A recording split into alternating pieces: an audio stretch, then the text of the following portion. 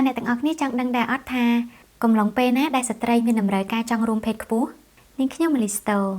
ស្ត្រីនឹងមានតម្រូវការចង់រួមភេទខ្ពស់នៅពេលដែលនាងស្ថិតនៅក្នុងរយៈកាលទាំង3នេះទី1ក្នុងកំឡុងពេលដែលនាងឈប់សម្រាកថ្ងៃបុណ្យទានផ្សេងគឺជាកំឡុងពេលដែលក្រុមស្ត្រីនៅលាវនាងឈប់សម្រាកនៅផ្ទះម្នាក់ឯងគេងចុចទូរស័ព្ទលេងបណ្ដាញសង្គមអូសចុះឡើងទៅក៏ឃើញអ្នកដទៃគេបង្ហោះរូបថតជាលក្ខណៈដើរលេងគូស្នេហ៍ផ្អែមល្ហែមល្អោកល្អឿន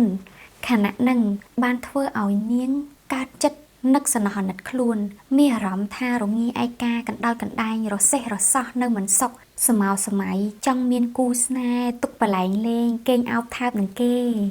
ទី2នៅក្នុងកំឡុងពេលដែលស្ត្រីម្នាក់ទើបបាត់បង់ស្នេហាគឺជាពេលវេលាដែលនាងត្រូវការបុរសម្នាក់ចូលមកជួយស្អំបេះដូងឲ្យនាងខ្លាំងជាទីបំផុតដើម្បីកំដរគាត់បំបត្តិការអបសុខនិងបន្លប់ភាពឈឺចាប់បើទោះបីជា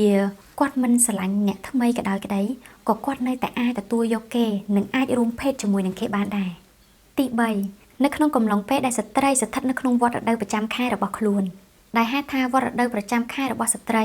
បានធ្វើឲ្យអរម៉ូនដែលនៅក្នុងសរីរាង្គកាយរបស់នាងមានបំរែបំរួលនិងបណ្ដាលឲ្យនាងមានអារម្មណ៍តម្រេកតណ្ហាខ្ពស់ខុសប្លែកពីធម្មតា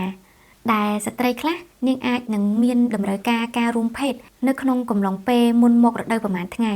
រីឯស្ត្រីខ្លះទៀតគឺក្នុងកំឡុងពេលដែលនាងកំពុងតែមករដូវនិងស្ត្រីមួយចំនួនទៀតគឺក្រោយពេលដែលនាងទើបផុតរដូវបានប៉ុន្មានថ្ងៃ